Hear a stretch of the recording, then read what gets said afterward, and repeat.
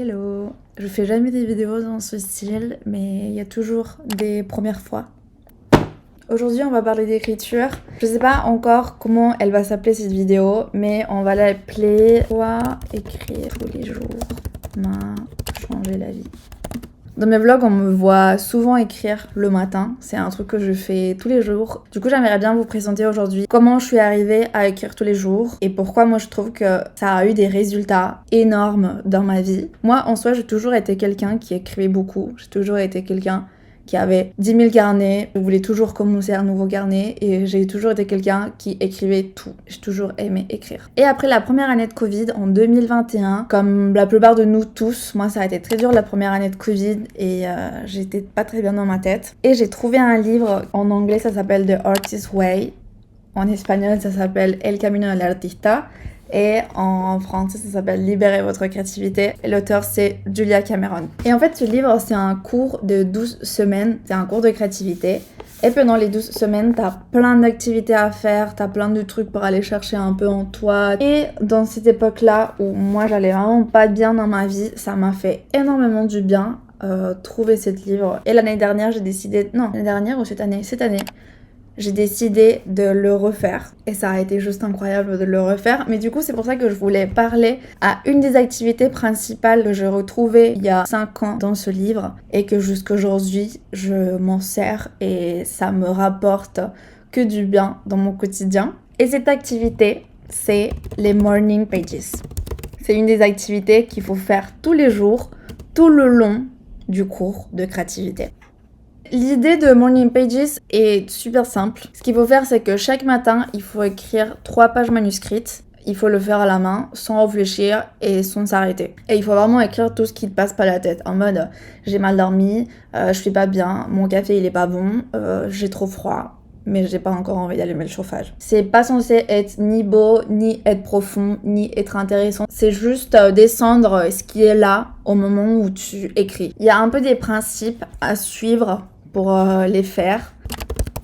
Il faut que de préférence, les 3 pages qu'on écrit, ça soit dès qu'on se réveille ou dans la matinée, surtout avant de commencer à consommer des trucs comme, je sais pas, les réseaux sociaux, aller scroller sur TikTok, tout ça. Justement pour éviter d'avoir des choses qui pourraient déjà nous influencer dans l'inconscient, comme tout ce qu'on a à faire de la journée, comme écrire ta to-do list, comme... C'est vraiment le faire le matin quand on est encore très frais dans notre tête. Écrire à la main et pas à l'ordinateur. Pourquoi ? Ça, c'est surtout pour vraiment avoir le temps d'écrire. Souvent, quand on écrit à l'ordi, ça va trop vite. Et c'est vraiment pour pouvoir se poser et pour être plus présent. C'est plus fluide, moi, je trouve, que écrire à l'ordi. 3e règle, ne pas relire et ne pas corriger. Vraiment, au début, c'est interdit de relire ce qu'on écrit. Parce qu'en fait, nous, des fois, on est tellement méchants avec nous que ça va nous cringe sûrement tout ce qu'on écrit. On va se dire, mais c'est tellement canard ce que je viens d'écrire. Et du coup, ça va grave nous cringe et ça va peut-être nous bloquer pour la suite. Et aussi, la partie de ne pas corriger, c'est que ce que tu écris, c'est pas censé finir dans un livre et c'est pas censé être une œuvre d'art. Du coup, vraiment, c'est ne pas se prendre la tête et juste écrire. Ensuite... n'est pas le montrer à personne. Ça, c'est aussi pour se protéger nous et pour se protéger de ce qu'on a à dire. Si on écrit sur un endroit qu'on sait que quelqu'un pourrait accéder, on va faire attention à ce qu'on écrit parce que quelqu'un pourrait le lire. Par exemple, moi, pour cette année, j'ai mes carnets, agenda, tout ça, que je porte partout et que c'est toujours dans mon sac. Mais par contre, le carnet où j'écris mes morning pages, il est tout le temps à la maison. J'ai pas besoin de le sortir parce que je vais que écrire le matin et après l'après-midi, il va aller dans mon placard. Et pour la dernière, c'est le faire chaque jour. Même si des fois c'est pas 3 pages, même si des fois c'est juste 1 page, même si des fois c'est juste une ligne, tout compte. Il faut pas non plus se mettre énormément de pression et rentrer dans un truc « Oh putain, aujourd'hui j'ai pas fait mes pages, ça va pas marcher ». Non, c'est pas ça, c'est juste vraiment un truc qu'il faut entraîner. Moi, dans mon cas personnel, j'écris presque tous les matins. Les matins où j'écris pas, c'est des matins où j'ai pas trop le temps de me poser. Mais j'essaie quand même d'écrire juste une ligne. Souvent, ça me prend entre 30 et 40 minutes quand j'ai le temps de prendre le temps.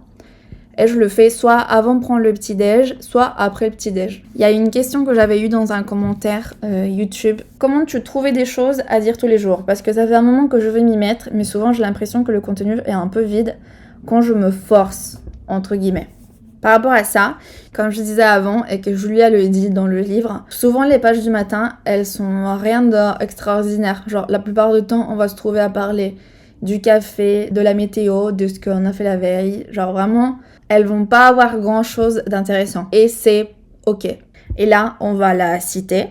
Elle dit, c'est une gymnastique intérieure. En écrivant chaque matin, même des choses banales, on apprend à plonger dans ce qu'on a à l'intérieur, à écouter ce qui se cache derrière le bruit du quotidien. Et moi, je trouve que c'est un peu ça le vrai but et le vrai cadeau d'écrire tous les jours. En fait, c'est pas forcément ce qu'on écrit, ce qui compte, c'est plus le mouvement en nous qu'on fait quand on écrit. Et avec le temps, c'est un peu comme un muscle créatif qu'on va renforcer et qu'on va travailler. Et ça va nous donner plus une facilité à aller chercher en nous, genre à aller chercher à l'intérieur de nous. Peut-être dans le quotidien, on va écrire des trucs archi banals de la vie quotidienne, mais un jour, on va pouvoir y aller chercher dans des trucs plus deep. On va déjà avoir cet outil de écrire sans se juger. Et là, j'aimerais bien passer à la partie dans laquelle moi je trouve que les pages, elles m'ont fait guérir une très grande partie de ma vie créative et de la vision que moi j'avais sur moi en tant qu'artiste. Je sais pas du tout m'en servir dessus. Je me souviens plus à quelle semaine du cours c'était. Il y a un moment où je suis arrivée à un des exercices du livre où elle te dit aujourd'hui tu vas relire ce que tu as écrit. Et en fait, en relisant tout ce que j'avais écrit depuis ton inconscient, la plupart des fois, tu t'en souviens même pas de ce que tu as écrit. Parce que tu le fais tellement inconsciemment que tu réfléchis même pas à ce que tu écris. Du coup, c'est très rare que tu t'en souviennes de ce que tu as écrit. Et en fait, en relisant tout ce que j'avais écrit, je me suis rendu compte de deux choses. La première, c'est que je faisais que me plaindre de ma vie. Dans mon quotidien, je faisais que dire tout ce qui allait pas, tout ce que j'avais pas réussi. Et la deuxième chose que je me suis rendu compte, c'est que j'avais un dialogue avec moi archi négatif. Vous voyez ce que je veux dire? Je me parlais, mais super mal dans mon journal. Et elle donne un exercice. Et en fait, ce qu'il fallait faire, c'est faire une espèce de grille où d'un côté, tu mettais ce que toi, t'avais dit de toi-même. Et de l'autre côté, il fallait un peu le retourner en positif. Et je vous jure, quand tu prends une pensée limitante et que tu dois la renverser au positif, mais ça te donne un cringe, mais horrible. Genre, c'était vraiment un exercice que moi j'ai détesté faire. Mais bon, imaginez, moi d'un côté j'écrivais « je suis nulle », c'est ce que j'avais retrouvé dans mes pages, et de l'autre côté j'écrivais « je suis juste en train d'apprendre ». Voilà, c'est des trucs, c'est... Comme ça, tu peux te dire basic shit. Mais bon, quand tu le fais, c'est pas si facile que ça. Par exemple, un truc que j'utilise beaucoup aujourd'hui dans mon quotidien, c'est que des fois, je sens que c'est flou et que je sais pas dans quelle direction j'y vais. La pensée qui peut m'arriver sur ce moment-là, c'est je suis perdue. Je sais pas où aller. Le contraire, ça serait je suis dans le bon chemin. Genre, je sais grave où je vais. Et du coup, voilà, j'ai commencé à écrire tous ces trucs un peu en boucle. Et à force de les écrire, je me suis un peu rééduquée à l'intérieur. Et petit à petit, j'ai arrêté d'être si dure avec moi. Mais bon, c'est pas un truc qui s'est fait du jour au lendemain. C'est vraiment un truc qui a duré longtemps. Mais un jour, je me suis rendu compte que juste quand j'écrivais mes matins, en finissant d'écrire ma page, j'étais là... En fait, vu que je me suis dit que des trucs gentils pendant que j'écrivais, quand je ferme mon carnet, je sens que je suis capable de me battre avec tout le monde et que je suis capable de réussir tout ce que j'ai envie de réussir. Vous voyez ce que je veux dire? Et moi, je trouve que c'est ça vraiment qui m'a fait guérir énormément de choses. Que du coup, c'est ça qui m'a permis d'être plus à l'écoute de mes envies. Parce qu'avant, en fait, j'avais tout le temps une petite voix dans ma tête qui allait me dire « Non, mais t'es pas assez douée. Non, mais t'es pas assez belle. Non, mais de toute façon, t'as pas le temps. Non, mais de toute façon, t'as pas les sous. Non, mais de toute façon, tu vis dans un pays où t'as pas les moyens. » Moi, je trouve vraiment que quand on commence à se parler plus gentiment, il y a une chose qui change dans la façon qu'on reçoit nos envies. Parce qu'en fait, nos envies, nos rêves, nos désirs, ils sont tout le temps là. Ils ont toujours été là. C'est juste quand on les entend pas et souvent on les étouffe. On les étouffe, on essaye de les noyer. Quand tu passes du temps à te critiquer, à te juger, à t'en douter de toi, à te dire t'es pas assez ci, t'es pas assez là, bah ton esprit il se ferme. Mais du coup, dès qu'il y aura une idée qui va essayer de sortir à la surface, bah nous on va aller la noyer directement et nous on va aller l'étouffer. Alors que de l'autre côté, quand t'es gentil avec toi, tu écris tous les jours, tu t'es dit que des trucs jolis, le jour où il y a un envie qui vient vers la surface, tu vas être en mode ok, pourquoi pas. Et c'est ça la différence entre le dialogue négatif et le dialogue positif. J'ai un autre exemple que j'aimerais bien mettre en place. Imagine, il y a l'idée qui sort vers la surface. Moi, c'est un exemple que j'ai eu l'année dernière, c'est j'aimerais bien faire de la peinture. Si j'ai un dialogue négatif avec moi, la réponse derrière, ça va être t'es pas assez doué, ou ça coûte trop cher, ou ça sert pas à grand chose. Alors que face au dialogue positif, il y a l'idée qui sort de ouais, j'aimerais bien faire de la peinture, pourquoi pas. Du coup, un peu la réponse à cette idée, bah ça va être pourquoi pas, pour découvrir un nouveau support, pour m'amuser.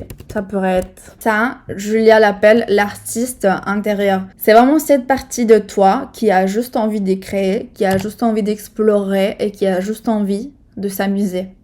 Moi, je trouve vraiment que quand on a un dialogue positif avec nous, ça change la façon dans laquelle nos envies naissent et elles vivent en nous. Et elles vont plus être des choses à justifier.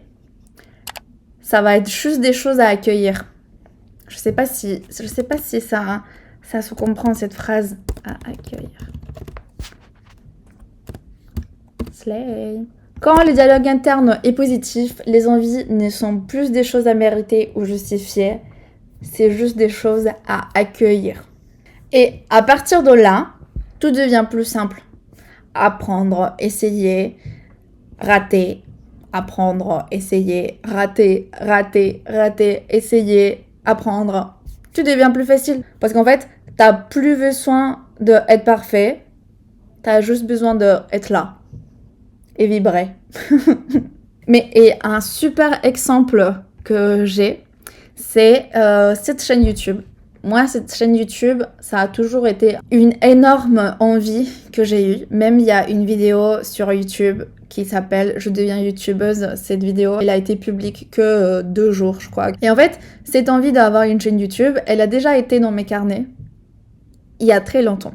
C'est juste qu'avant, j'avais un dialogue très mauvais avec moi.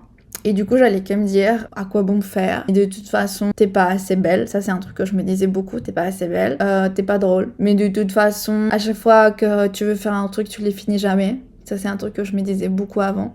Mais du coup, à force de me parler comme ça, bah bien sûr, j'avais pas la force de me lancer. J'allais jamais avoir la force. Et puis un jour, 5-6 ans après, cette envie, elle est revenue. Mais cette fois, elle est tombée sur une chasse différente, qui était plus gentille et plus douce avec elle-même.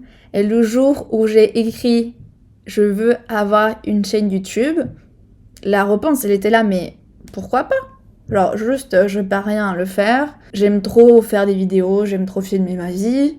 En vrai, j'ai tout pour le faire. Et en vrai, ça a été un peu comme ça avec la plupart des choses dans ma vie qui se sont passées dans ces dernières années. Tout grâce à juste me parler mieux.